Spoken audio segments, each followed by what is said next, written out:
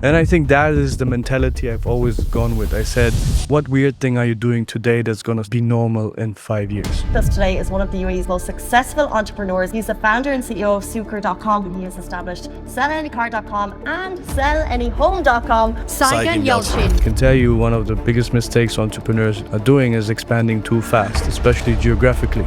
Focus wins. Focus on something that really works and become world class in it. It's more profitable to cater to human biases than trying to fix them.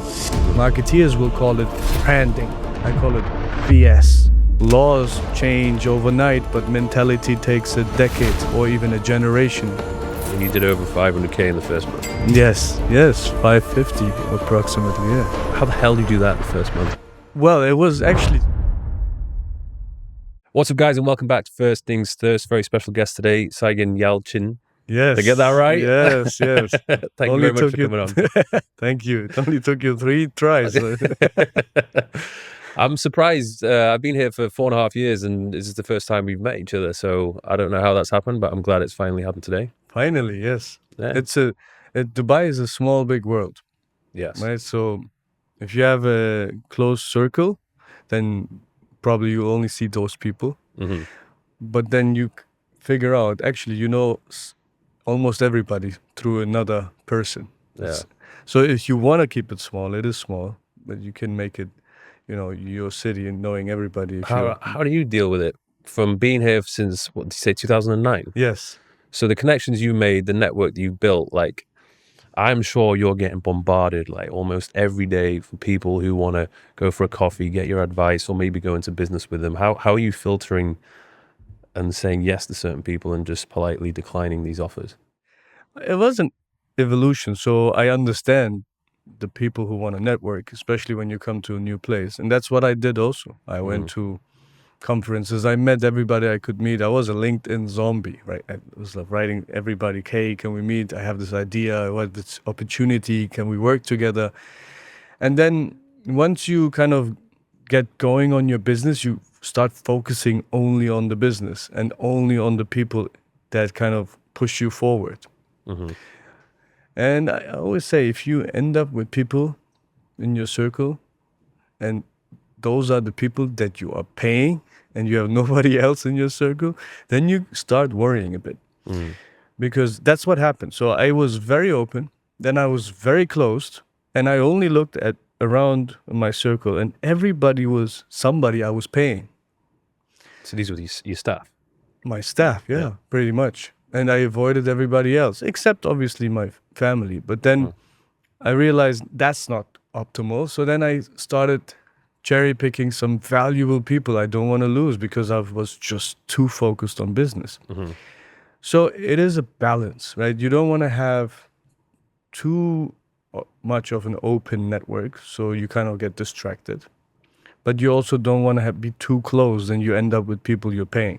Mm-hmm. So, that's where I am now. For anybody who still needs investment advice, I have actually started something called Startup Hero, which is a network of entrepreneurs where you can exchange ideas. You can even send me ideas, and then our team will filter it. And I do invest And not every month. Well, I do meet entrepreneurs as much as I can, but those ones that I'm really interested in investing. So nowadays I do one investment a month approximately. It became a bit less. Would you consider yourself now an angel investor? I am, Yeah, you are. I am an angel investor. I'm not an institutional investor, so that's not my main job. My main job is still running a company, but I do investments. Very impressive. You've come a long way from being a DJ. Yes. And a failed plastic surgeon. Yes, you know my background. Yes, I was not even. I was a wannabe plastic surgeon, so I just did an internship to be able to start studying medicine. So I wasn't even studying medicine, but it was a way of me kind of solving a problem. Yeah, even with DJing. You did that because you just thought that if you stick at that, that's something where you could potentially make a lot of money. Yeah, so my parents told me I should study something solid. And I say, what is solid? And they say, well, either law or medicine. Like either you become a lawyer or a doctor. These are solid things. So I said, okay, doctor sounds nice. Like I love the idea of being a doctor, right? Like if you say, look, I'm a doctor, people trust you. I mean, I was 17, 18 thinking about these things. And then I loved the role and I saw these plastic surgeons on the red carpets. And I actually did my research. I went to a library and asked the librarian to give me all books written by German aesthetic plastic surgeons. Because in my brain, it was like, that's the only type of doctor that actually makes some money, some good money. And then I called the two authors I found in the books. I didn't read the books. Just look at the disgusting pictures. It's really disgusting. The pictures are like blood and you're chainsaws. A bit squeamish like me by the sound of it. You don't like like whenever I see blood, I'm like, no, thank you. I faint when people draw blood. Anyway, so and then I called them and I said, look, I'm trying to decide if I should become aesthetic plastic surgeon. And they said, yeah, of course. Why? I said, because you're rich, right? And they said, that's not why you become a doctor. And you're not going to make a lot of money until you're maybe like 40 years old. After studying, getting practiced, and accumulating some money that you can start your own thing and your reputation. I said, that's too slow. I thank you very much and for being honest. And no. But I still did an internship to see, and I kind of got fired from an unpaid internship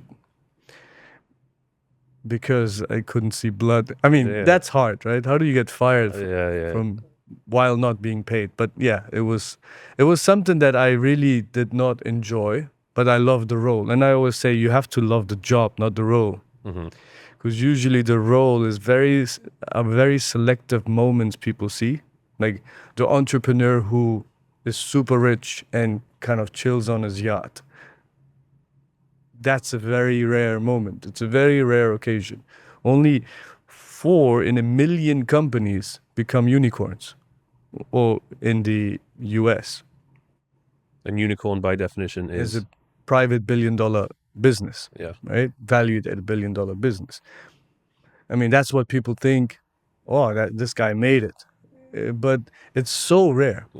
Some companies have 9 in a million, like China or India has 20 in a million, but it's still super rare. So I would focus on loving what you do in the job. I don't say, do the business you're passionate about.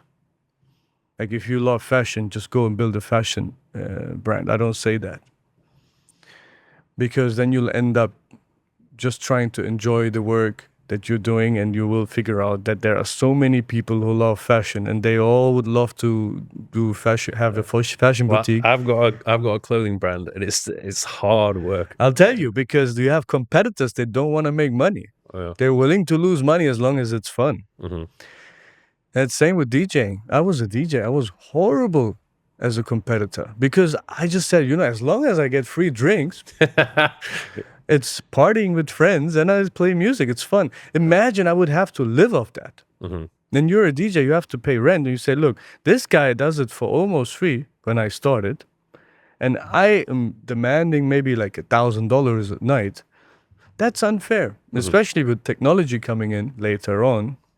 It became easier to just play music. I'm not saying being good, but playing music. So you don't want to have just a passion business. But at the same time, this is the X factor that keeps you going. What I say is you should have passion for the value creation process. Meaning, I always take this example of a toilet paper factory owner. I don't think he's passionate about the toilet paper. He's passionate about how to get those resources, combine them, and create a supply chain, and then distribute it to the wholesalers. Probably. They love the game. Yes, and then they see, oh wow, I can actually, if I add a layer, my customers love it. If I remove it, stuff like that. I don't know. I'm not an expert, but that is the thing he's passionate about. So in fashion, depends on which. I ended up building a fashion business. For me, I had no clue about fashion. So when I started Sukkar, which was my first business in Dubai, which ended up being the largest fashion store online, I said, well, I don't know the brands, but what I know is I want to figure out, for example, I took a handbag, right? And I said, why is this selling and this one's not selling, right? And I said, okay, yeah, all right, this has a big brand, but this is a known brand. Why is this not selling? Why is this model of this brand selling and this model is not selling? And I tried to look, I was sitting in my office, I remember, and look at it. Is it because of the shape? And I said, okay, let's figure out if all square shaped bags are selling better than roundish bags, right? I said, no. And I said, let's look at the size of the logo. And then I figured, hey, the bigger the logo of iconic brands, the better it sells. Mm-hmm. So I had still no idea how fashion works. So I went into the wholesaler. So, my job was to figure out how I can sell those items at a huge discount. And what I was doing is I was going to those brands and I said, give me all the stuff you couldn't sell from previous seasons. So it was like overstocked. They were willing to give me a huge discount because they couldn't sell it. And I didn't care. I looked at them and then I said, okay. And I went to other markets and I said, these high-end brands? yes, these are, the ones the high-end brands or known brands, massive brands. So, and I looked at it, I said, okay, this will sell and this will not sell. Because I had this analysis in my head. I said, that's a big logo on it. And then suddenly you say, wow, the more logos you see of iconic brands, the bigger it is, the better it sells. I went very analytical, not passion-driven. Like I didn't say, oh, this looks nice. This is green and this is blue. I even analyzed colors, right? There are some colors that sell much better than others. Like black and beige, for example, sells really well because you can combine it with the day-to-day outfits. Yeah. So I always say, were you buying them off the brands, or you were just saying, look, give them to me, I can sell them? like I started off buying because you don't have any clout. But then where's the money coming from to begin with? So I was able to raise $1.9 million from investors when I came here after 6 months of writing a business plan. And that's a whole different story.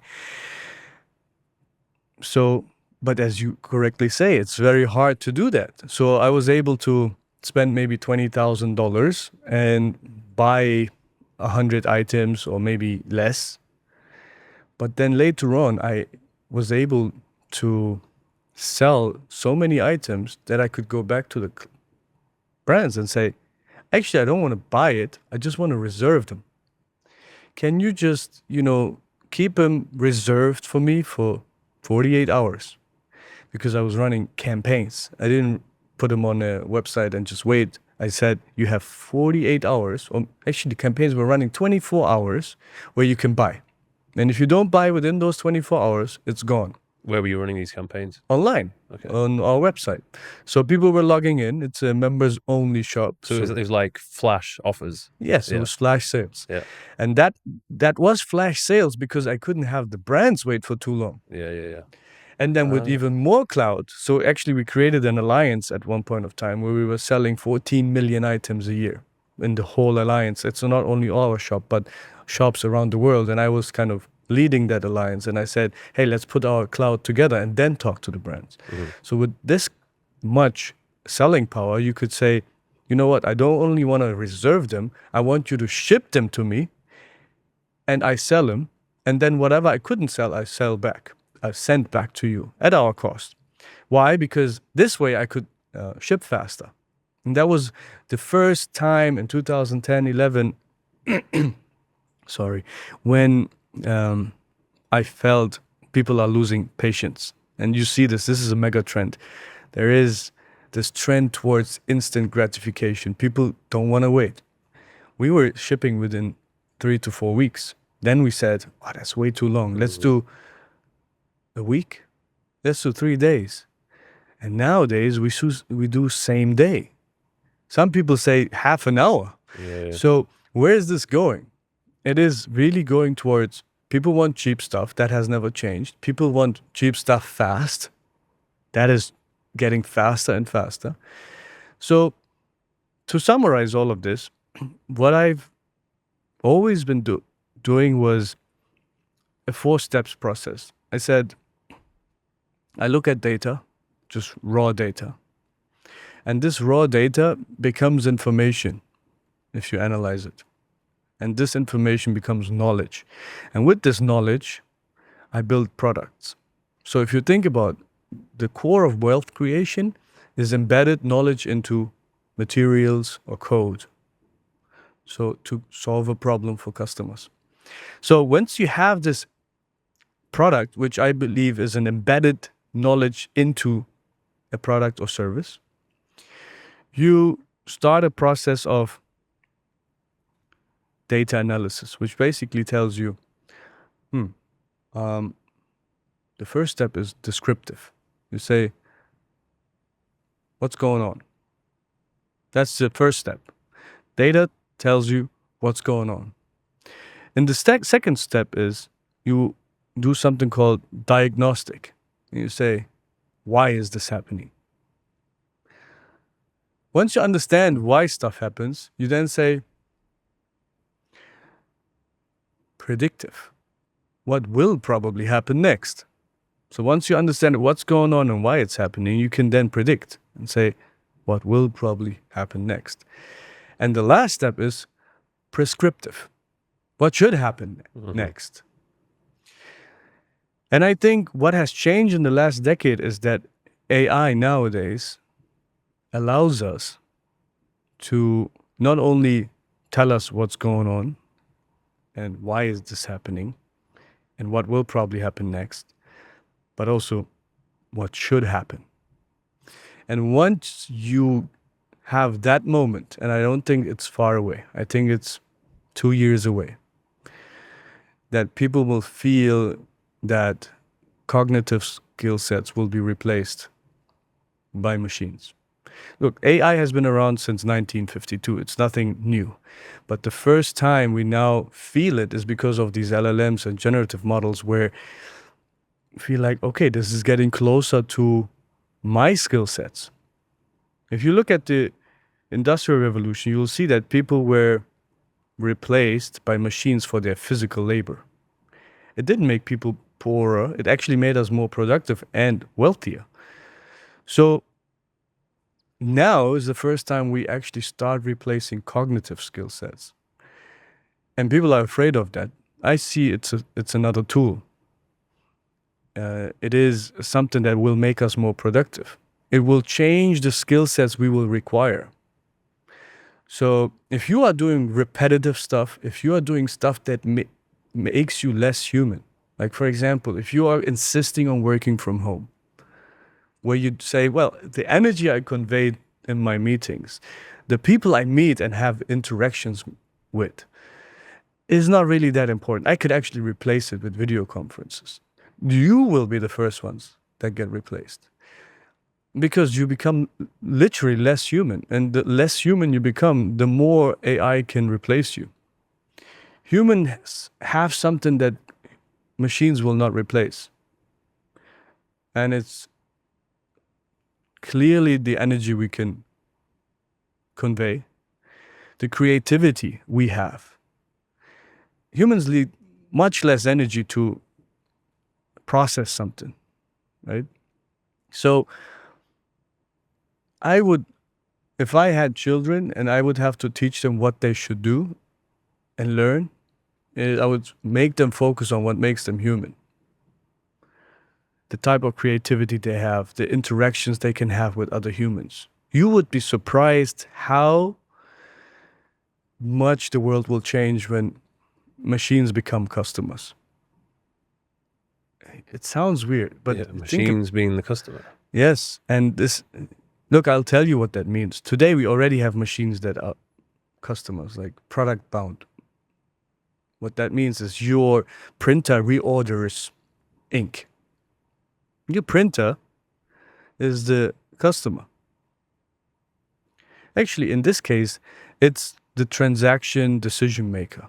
I'll split it into 4 roles, right? You have the actual customer, the transaction decision maker, the payer, and the goal setter. And I think humans will be goal setters. The other three will be just machines. Here's another example where a machine will not only be a customer, the machine will be a business. Self-driving taxi. Take a self-driving taxi and you say, you're the goal setter. You own that taxi. You say, your goal, taxi, is to maximize profits within moral boundaries.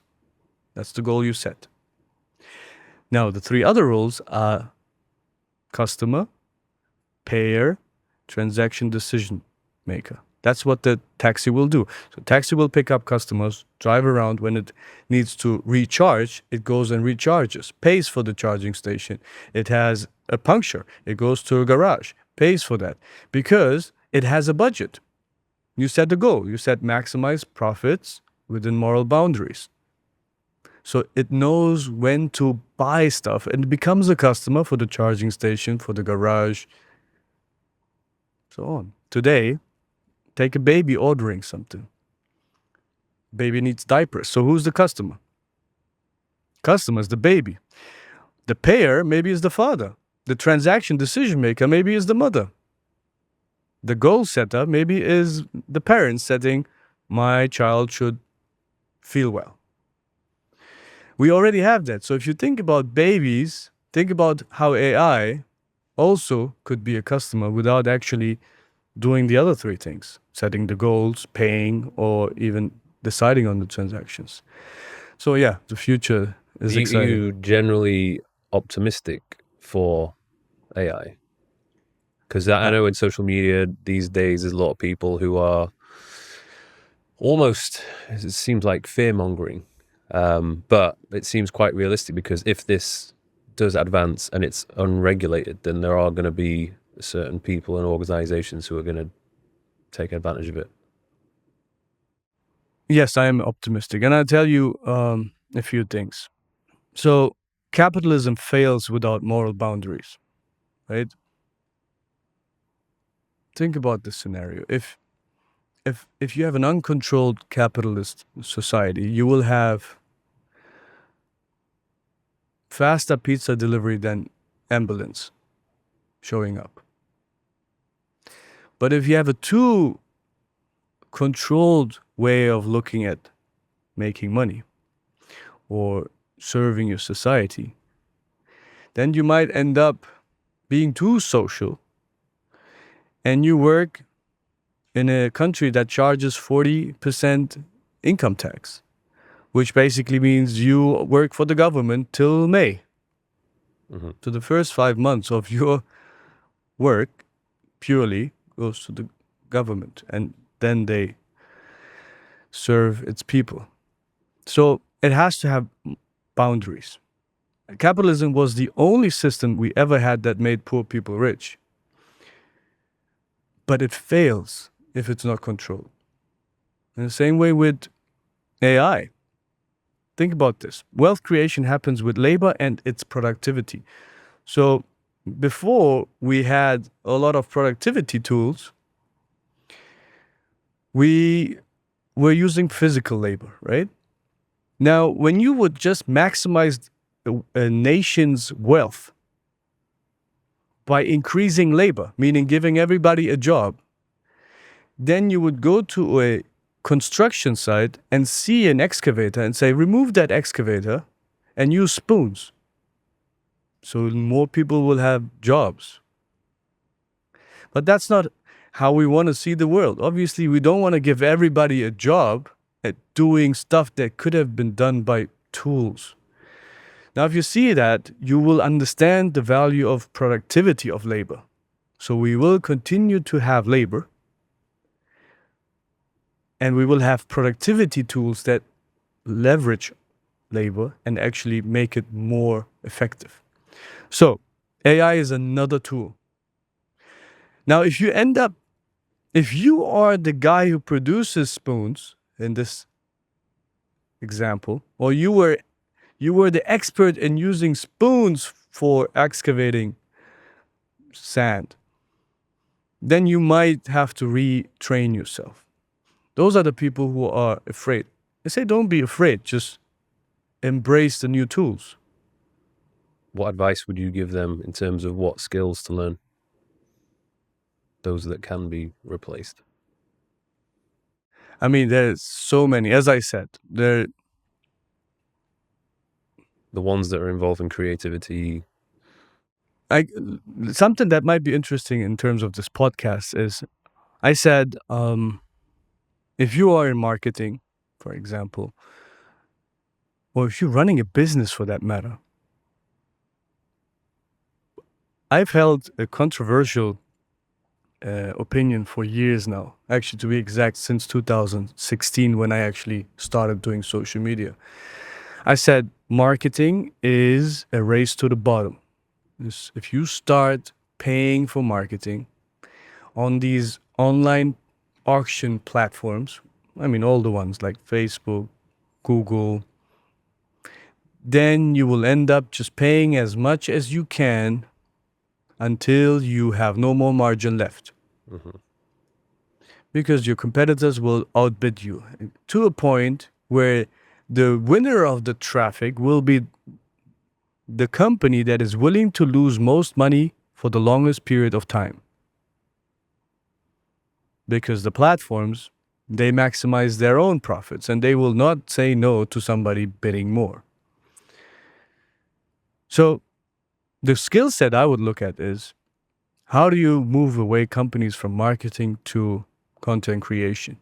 And I would call them the content virality expert or executive.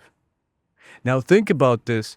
It might sound trivial, but everything in life is a competition. Every single thing is relative to an optionality.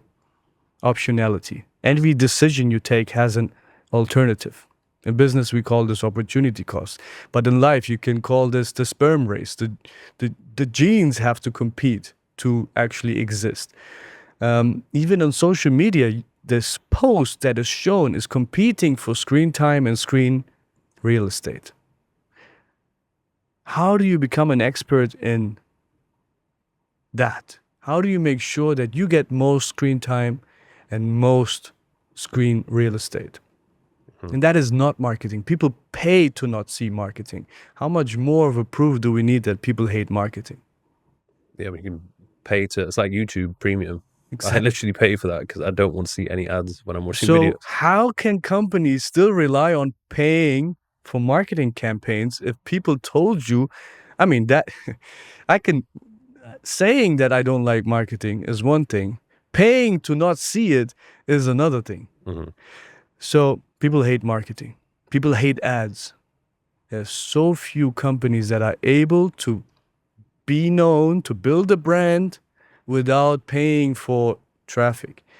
Because instead of creating content that is pushing for this call to action, create content people are willing to share. When was the last time you shared an ad? You don't share ads, but you do share content that is interesting. So if you look at the algorithms of social media platforms, how did they prioritize what goes viral?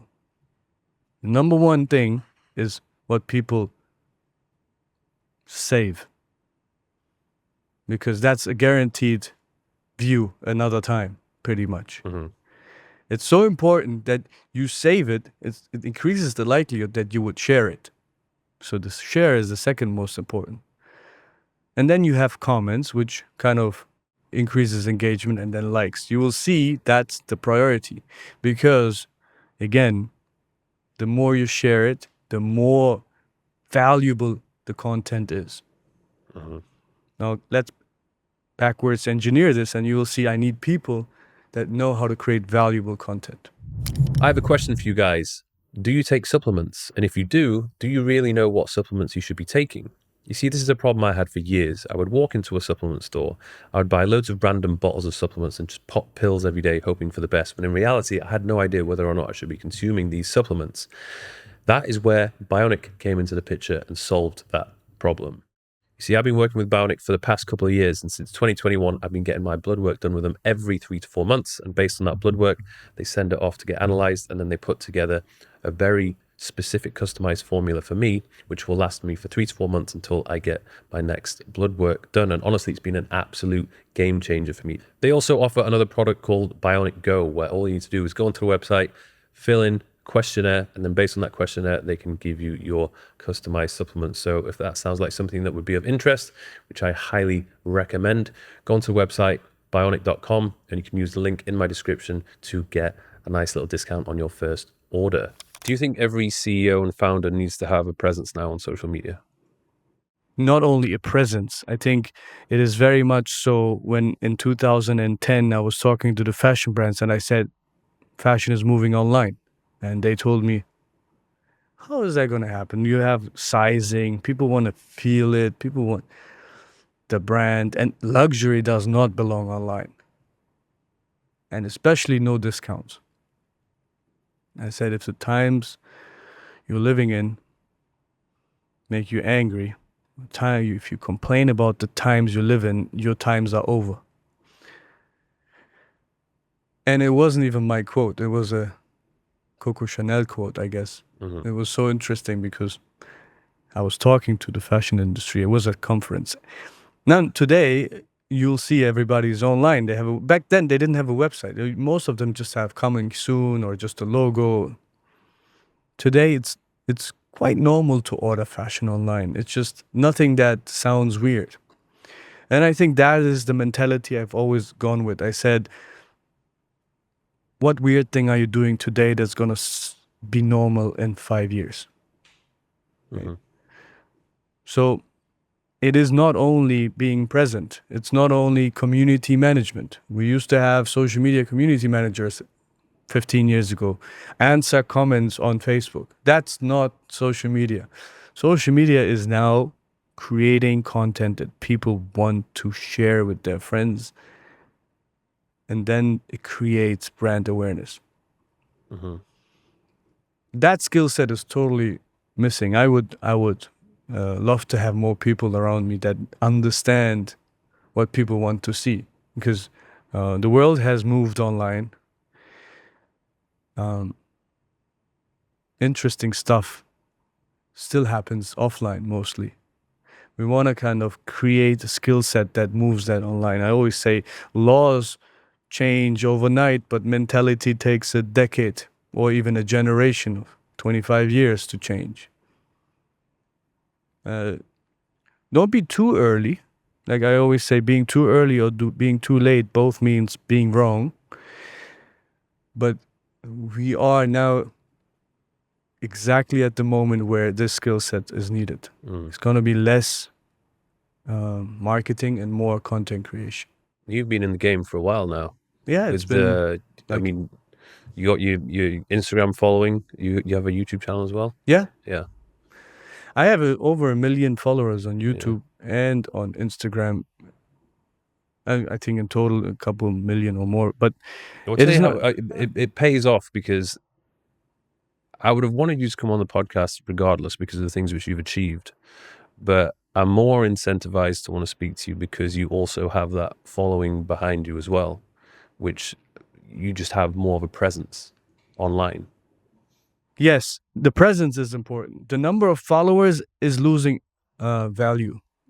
And you might have seen it with TikTok, right? TikTok is, if you have 50 million followers, you might get still a video that only has 20,000 views or 100,000 views.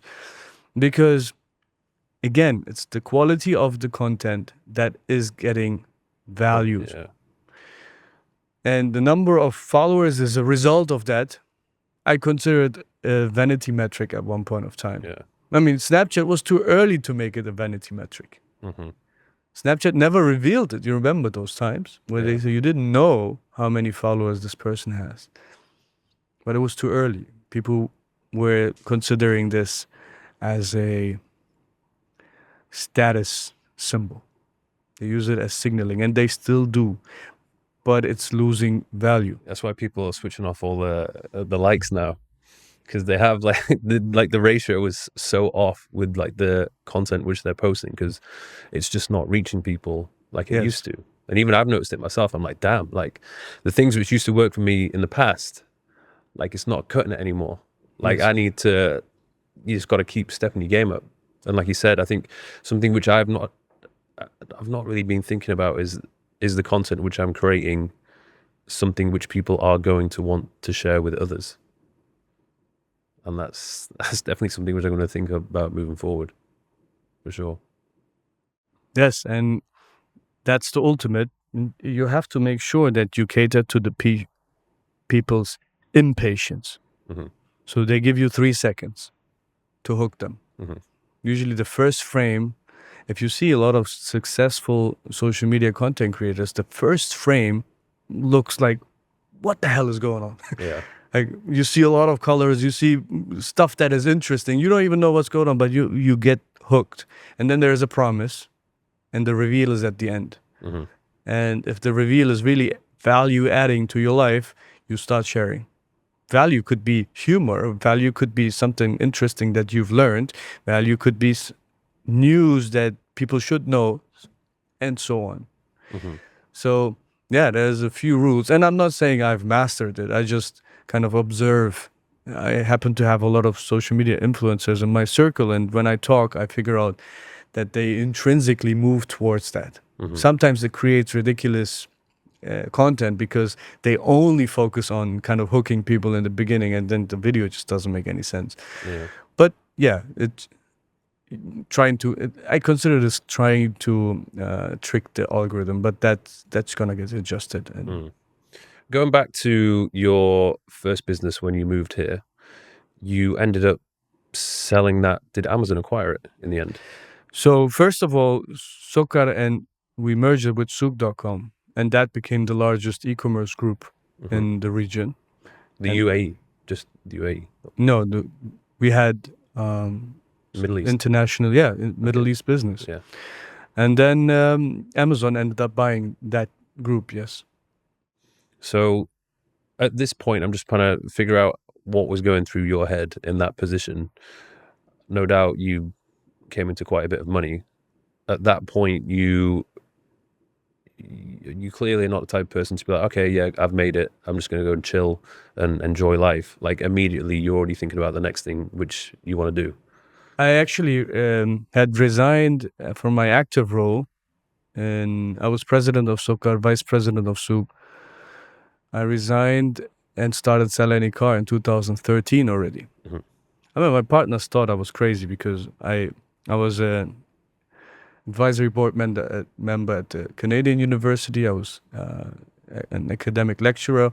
I was, as I said, president of Sukkar, vice president of Souk.com Group, and partner at Jabbar Internet Group, which I believe is the most successful internet operator and investor we had in the last decade here in the Middle East. And I resigned from all my roles. I said I have found a big problem. Big problem is selling used cars. I think it's just too cumbersome. And I want to solve that issue. And I focused 100% of my time only to solve this issue. And as I said, it's very, very hard to become world-class in one thing. I see a lot of entrepreneurs, they try to be all over the place. Yeah, I've experienced that. Especially if you have found something that you are really good in, double down on it and make it to the world's best. So I said, I want to be the world's best when people want to sell their car. So I said, we buy any car in 30 minutes. That's how SellAnyCar.com was born. Like, people, how do you buy any car in 30 minutes? Yes, there's a way. And we invented certain parts of the business. So the business already existed in the UK, right? It was called WeBuyAnyCar.com. And they had a business model that bought any car in 30 minutes, and then they were selling it to an auction house after 9 days or so. And the auction house ended up buying them. And we said, why don't we become both? The auction house and the car buying service. So invented live auctions. We kind of created a process that makes it possible, created technology around it, and then kept on doubling down on something that really works. And you did over 500K in the first month. Yes, 550 approximately, yeah. That's how the hell do you do that the first month?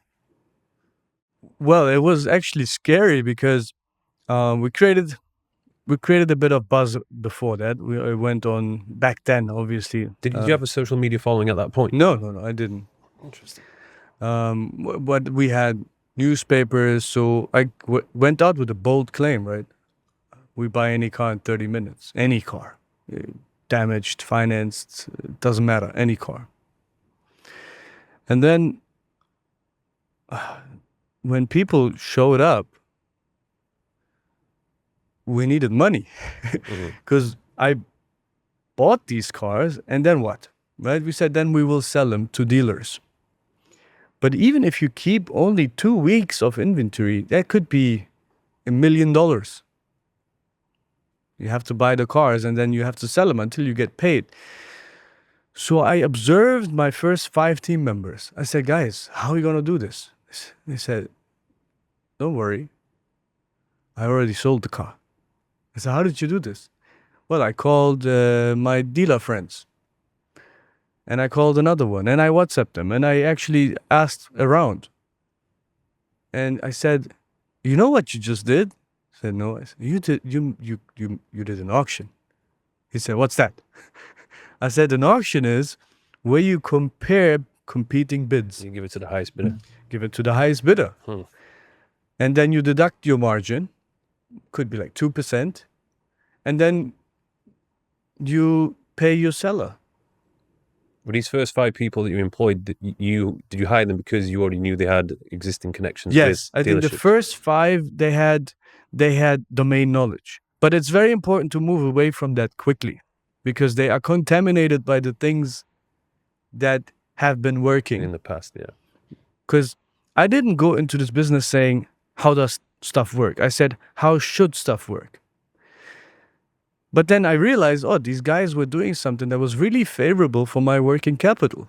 I said, no, I didn't have to go out of pocket. These people actually paid me. Then I paid the sellers, and super fast. We created within 90 days the first live auction platform for car buyers. So now, today, we have over 75,000 dealers registered. 1,000 of them are bidding every month on your cars. So we can create super competitive environments, meaning the prices just go up in an auction because you can't bid if you don't outbid somebody without actually taking inventory risk. It started within the first 90 days of business. That's how we could scale. So you saw an opportunity, you took advantage of it. Yes, but I didn't know that in the beginning. I thought we buy and sell. But if you buy and sell, you're just a dealer with a website. I wanted to be a tech company that happens to be an automotive business. And as it stands, obviously, he's become hugely successful. You're operating in the UAE and Saudi. You ever think about expanding this further? Or what goes through your mind when you're thinking about expansion? Because there's obviously loads of countries in the Middle East. Do you think, oh, this could work here? Or you're like, nah, let me just stay out. I don't want to operate there. It is always very much enticing and attractive to be in another market. And I have made these mistakes before. And I can tell you one of the biggest mistakes entrepreneurs are doing is expanding too fast, especially geographically. Focus wins. Focus on something that really works and become world-class in it. And it takes a decade sometimes. And we believe that we have technology now that is enabling us to expand, but we are still very cautious. We also look at data. The right timing is very important. We went to markets that we stopped because we were too early, or we were too late, or we thought we were not ready yet, or it required more funding than we were willing to pay. So, yes, we haven't stopped expanding, but also, yes, we are very happy and we believe we have a total addressable market that is big enough for us to grow another 10x. I'm curious to know obviously you must know a lot about the car industry here. And obviously there's a lot of rental companies. People come here, rent cars. Yes. Have you ever thought about getting into that market? Or you just think, nah, there's just too many competitors? We have obviously thought about any adjacent business. We don't believe the rental business is attractive enough for us now. Because there's too many people doing it. I only start businesses where I think I could add real value, where I have a network effect, something that becomes better with every participant joining. So in an auction, it's clear the more bidders, the better the price. The better the price, the more sellers. So it reinforces itself. It's this beautiful flywheel that actually makes the business grow after a certain inflection point where you say the system is self-sustaining. I don't see that network effect with rental cars. It's just, it reminds me very much of an inventory game. That's why we are very cautious of just building another dealer with a website that accumulates inventory on its website. And I always said, what's the optimal point? How much choice do you have to give a customer to have enough choice? Is it 100 cars? Is it 1,000 cars? Is it 100,000 cars? I don't see the optimal point. I don't think a business that has 1 million cars is better than a business that has 100,000 cars. I have no means of optimizing this. And I think it's just speculation, and forecasting errors can be very, very expensive in inventory models. I always said it in fashion. I said, wow, you sold 95% of your inventory at a profit. That's amazing. What happened to the other 5%? Yeah, we sold it at a loss. How much of a loss? Oh, you ended up actually making no money because the profit you made was eaten up by the 5% forecasting error you made? That's horrible when you run an inventory model. So you have to be very careful with businesses that grow by growing inventory. I'd rather have a network effect. You said before that you believe that all purchases in the future when it comes to cars, up to 50% of them is going to be online. Yes. Why do you think that? Today, only 1% of cars are being sold online. Very similar to fashion. Fashion was, when we started, less than 2% was sold online. People always wanted to go and try them on first. Yes. And the reason was because there wasn't trust in the whole refund and return process. Today, there are companies that have been disruptive because they put it into their advertisement to say, buy 10 and return 9. Because they were focusing on this psychological barrier people had. Or what if it doesn't fit? With cars, it's the same thing we see now. First of all, there hasn't been a company that built those muscles. What I mean with muscles is you have to build, first of all, a very, very strong sourcing channel. Where do you get cars? At the right price. When you get those cars, can you refurbish them? Then, can you have a channel that allows you to wholesale? Because as I said, there's certain cars that are retailable and certain cars are not. If you are lacking the wholesale model, you will fail in the retail model. So you build sourcing, you build refurbishment, you build wholesale, you build delivery. You have to deliver reliably. And you have to enable financing. Now you see, I've already mentioned 5 muscles that you have to build to enable retail online. If you only have one, you'll fail. Now that you have created that, you build a retail brand that people trust. Now with every startup, people don't have trust. So you have trust symbols. Oh, we work with the government. Or we are funded by the government. Or we have had this much coverage in the news. We have this founder, we have this team, this is our face. All of those trust symbols. Hey, we have a hotline you can call. You know where we are, we're physically present. We actually are known because we had a business for a decade. We just added a brand. All of those things that add trust, but it takes time. So what you do is you say, well, 10 days free returns. 10 days free returns on cars? Yes. If you don't like it, return it. So now, we've launched CarNap 2 years ago. CarNap offers 10 days free returns and 2 years warranty included. Why? Because psychological barrier. Well, what if it doesn't fit? What if it doesn't? I don't like the car. We still see, even though we offer home delivery, even though we offer 10 days free returns, people still come and say, can I see the car?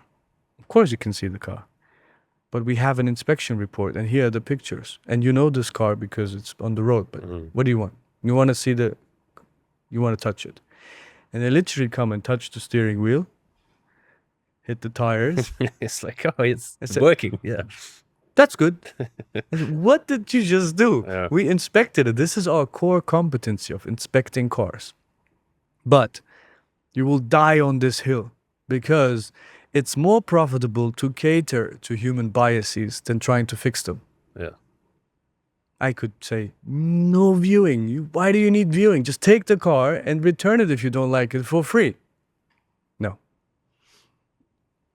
Laws and rules change overnight. Mentality takes decades sometimes. So we'll wait until people adjust.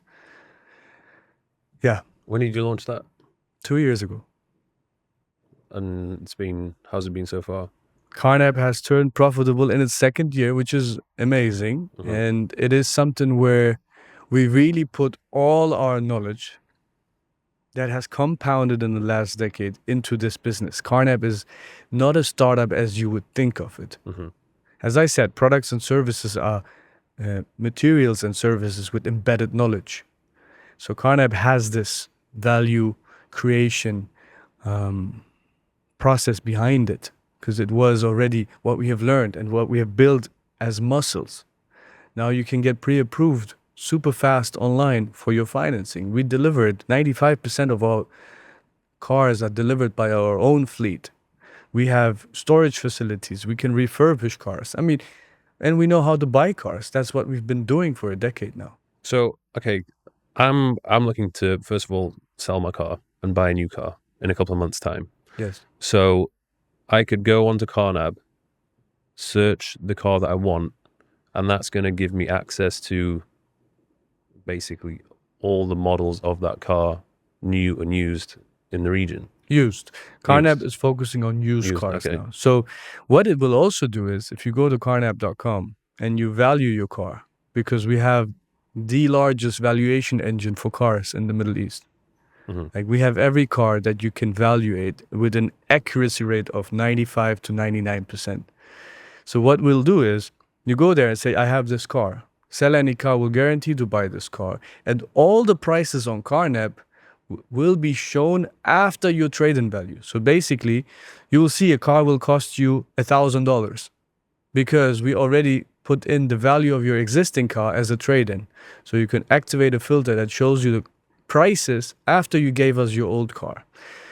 Sometimes you will even see that you will get money from us by buying another car because your existing car is worth more. So it's really interesting. It's something that, for example, Expedia does, right? If you have if you have credit on Expedia, then they'll show you the prices of the hotels after your credit. Sometimes I looked at it and said, how is this only $1? That's so cheap. I did that recently. I was looking, everything was zero. I was like, what the hell's going on here? And then I realized that they'd applied the points. Yes. So that's something you can do. And then you can finance this car on the website and you get it delivered. Do you not get annoyed that someone might just take this idea and implement it in another region? I don't at all. First of all, I don't own the world. I don't own the business model. I have no issues people copying us. It's actually great. As long as you have a network effect, as I said, it's very hard to penetrate a network effect. It's like marketplaces in general. Who has the best network effects? For example, social media has best network effects. Like if the more people are on a social network, the harder it is to penetrate this business because you just have nobody join your social network. So there's no incentive to switch from where everybody is to somebody where there's nobody, unless you create something, a value that is lacking here and is not being copied super fast. Like Facebook does a lot, right? Or Instagram copies a lot or has copied features from others. Yeah, like it was Snapchat. They were the first story platform makers to do the stories, then Instagram. And I think Facebook started doing it. But yeah, I guess you just can't stop that.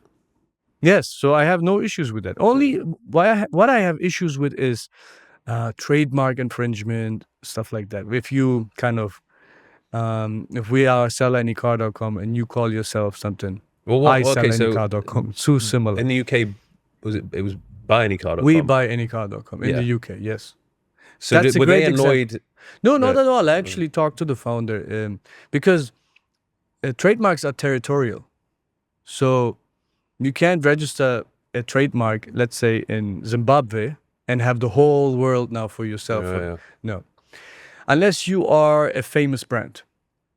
But that goes very much into trademark law. For example, Coca-Cola, if they have forgotten to register a trademark in one part of the world, they're still protected because it's a famous brand. But to prove that you're a famous brand, consumers have to actually say that they know you, even though you're not active in the market. Okay. So as of today, I'm curious to know how you're delegating your time to doing all these things. I can imagine you're allocating a certain amount of time to doing the social media thing, which I know from my experience, it can be pretty time consuming. You have, we sell any car. Sell any car, sorry. Yeah. And how much of that is taking up your time on a day-to-day basis versus these new ventures? You've mentioned as well, you've written a book. I'm sure you have all these other ideas, and you mentioned earlier the importance of having time to the creation process of thinking about new ideas and then almost sitting on them for a while before you actually implement it. So do you have a specific way of allocating time on a day-to-day basis? My current lifestyle is I sleep 7 to 8 hours a day now. I have a mattress that measures it, so I'm really proud. Is that the cooling one? It does cool as well. I love sleeping on the cool side. Yeah, same. And then I wake up and work. And work for me means, I mentioned it prior to our podcast, it is dreaming about the future. How will people interact with our businesses in the future? How will the world look in the next 5 years? And it looks really weird sometimes. As an example, in March last year, I had an idea of kind of re-looking at the entire business we have. And I said, why do most of our visitors on the website not use our services? I mean, this is quite normal. If you look at Amazon, for example, they have like 4% conversion rate, right? From visit to purchase. But I always said, no, let me understand what those people are looking for if it's not what we are offering. And I said, all right, we have instant sales, we have valuation, we have retail, we have wholesale. So what are these people looking for? And this took me a while, and I figured out, there is something that we have built in the past that we could bring together. Without going into details, I call this fusion. How can I bring all the services and products we've built in the past and create something that is bigger than the sum of its parts? So I sat with my team, and this is the most rewarding exercise I have. I sit in a room with people that don't know anything I was thinking for the past month, maybe. And I say, guys, I have this idea. Hear me out. I think this is how the future will be. And usually you get something like, who's going to build all this? Because there's an IT guy. And the product guy is like, well, we have to test it first.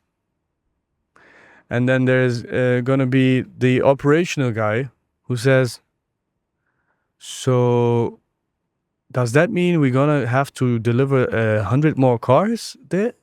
100x more cars? Who's going to... we need more trucks. Mm-hmm. I said, don't worry about it. Let's just think about it. Maybe this is a pure digital product. So, to summarize, what I've done is I looked at it and I figured that the people we're talking to were at the end of the funnel. The ones that convert with 3 or 4% conversion rate from website to purchase, maybe, which is world class, right? But I said, why are we only talking to these people? Because we're doing marketing. That's the problem, because the marketing guy says, I'm going to focus on those people that are about to convert. They have the best conversion rate, meaning the lowest customer acquisition cost. But a funnel looks like this, right? Mm-hmm. So at the end of the funnel, by its definition, you have less people. You're the ones that are about to use your product, that need your product. And those are the ones performance marketing can really focus on and convert well.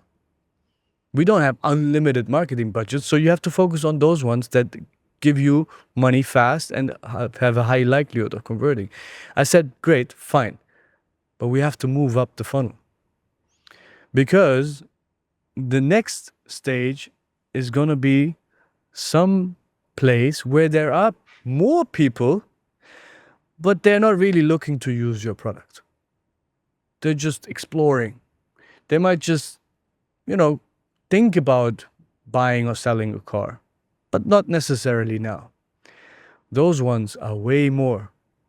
Why do we only have 1% of that addressable market? How do we get there? So I call it the socialization of your funnel, which basically means the focus is when the founder or CEO or the team has funnel vision, they will focus on the end of the funnel. And I look at now socializing the funnel, going to where the masses are. There's no way you can do performance marketing with the masses. Mm-hmm. Marketeers will call it branding. I call it BS. Branding and marketing just means, especially in a startup, spending money where you don't know what will come back. And as soon as you don't know what it is, you just call it branding. I don't spend valuable performance dollars on branding in a startup. You spend any money on marketing at all? We do. Okay. On performance marketing at the end of the funnel. Okay. And I consider this a race to the bottom. What I want to do is socialize my funnel, meaning how do I get to the upper end of the funnel where there are most people with less interest in your business, but you can become top of mind when they want to be transacting with you. And that is doable with social media content creation. Oh, I know this guy. Oh, he's the car guy. Oh, let me check what they do. Oh, no. He's moving towards the conversion side of the funnel by having heard of you somewhere on the social part. Now, there's more to that. I think you can do social media, but you can also create a product that attracts masses, that doesn't necessarily give you money yet. Games, for example, interesting tools, widgets. Evaluation funnel is very interesting, right? What we have done. Hey, find out what your car is worth for free. That talks to many more people. I wasn't looking to sell my car. I actually just wanted to see how much a Lamborghini would be valued. Fine, just do it.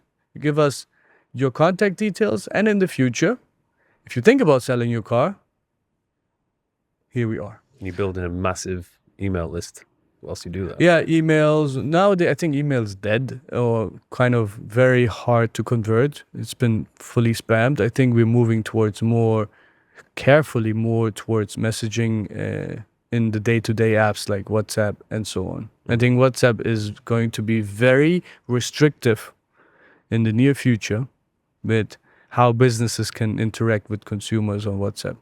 And consumers are very quick to block you if they feel like you're spamming them on WhatsApp. Interesting. What do you want to be known for? Because you mentioned before, like, oh, he's the car guy.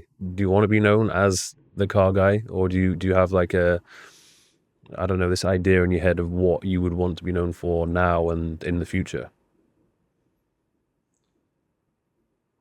Look, I have a purpose behind my life. I think if you live without purpose, you seek meaning in death. So my purpose is to cure my sister. She has a so-called incurable disease, and that's something I always wanted to do. That's why I wanted to become rich. That's why I wanted to be able to pay medical institutes, doctors to cure her. So that's what I want to be known What for. does she have? She has Dravet syndrome, which is a rare form of epilepsy that shows in the first 12 months, usually of life, and it's due to a random mutation in her DNA, and that is, well, it keeps her like a child. So she's 32 now, but she's still like a child, like maybe 6, 7 years old, and that is why I figured I need to solve this. That's what I want to be known for. But in business, just think of me as a car guy. I guess to solve those big problems like that, you have to first make money and become someone to have more of an impact, whether it be in investing into charities or investing into research, things like that. Yeah, Wow. and we've come a long way. I mean, it's it is something that unfortunately you can't just buy right away, but you have, like in entrepreneurship, you combine resources to solve a problem. I've done similar things. I've brought in doctors, researchers to try to solve this problem. And going back to what you're spending your time and attention on, do you feel as though you have a good work-life balance, or Yes. is it heavily? So most of my day goes for this type of work. It doesn't necessarily mean sitting on a laptop or sitting with the team. I constantly think about the future, and then it's interesting. It takes a year approximately, but you have thought about something in such granular way that you even know where the button should be and what it should say and what feelings it should trigger. Because in with humans, feelings beat facts. So you try to also always cater to the behavioral side of your user, and yeah, you do that. But I also have around 2 hours of my day dedicated to stray cats. So we now have 22 we take care of and kind of neuter them and feed them and build them houses.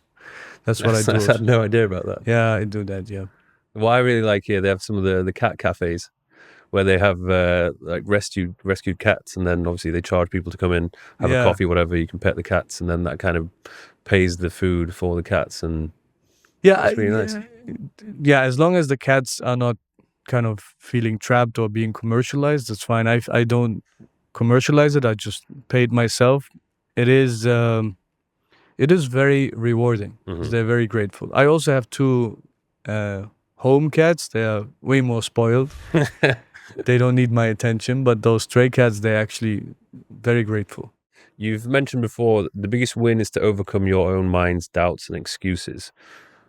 Have you had to overcome doubts and excuses on your own journey, particularly recently? I feel as though, as of now, you're pretty confident in pretty much whatever you do, but do you ever doubt yourself?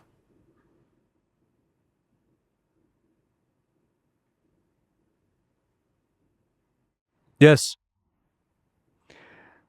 The biggest dilemma I have is focusing my life on business while spending a little time with my family. I think that is my biggest fear of regret.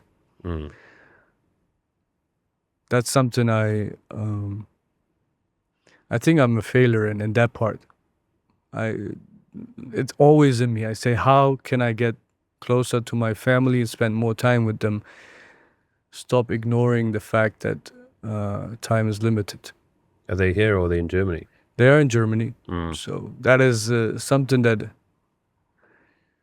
yeah, I'm not good in yet. And yes, that is something I doubt myself. Yeah, I think that's one of the biggest sacrifices I had to make from leaving the UK and coming here. Without a doubt, it's been one of the best moves I've made. But I don't miss the UK in any sense. But my family is still there. Dad's there, my brother's there. I try and speak to them as much as I can on the phone and everything. But obviously, it's not the same as being there in person with them. And I think as it stands, I only see them a handful of times a year, which is it's really not enough. You know, especially as my dad is like 65 now. I don't know how long he'll be around for. He recently went in for surgery to get a triple bypass because he had like a minor heart attack. This is just after I saw him at Christmas, and I just thought I need to see him more. Yeah. So I don't like going back to the UK. I mean, I'll probably try, and he's going to retire very soon, so I'm going to try and get him to come out here as much as possible, even if that means I have to pay for him to come here. Got a spare room so he can stay with me. But you're right. I think that's when they're gone. You know, That's gonna sting. Yeah. So yeah, that's where I doubt. Awesome.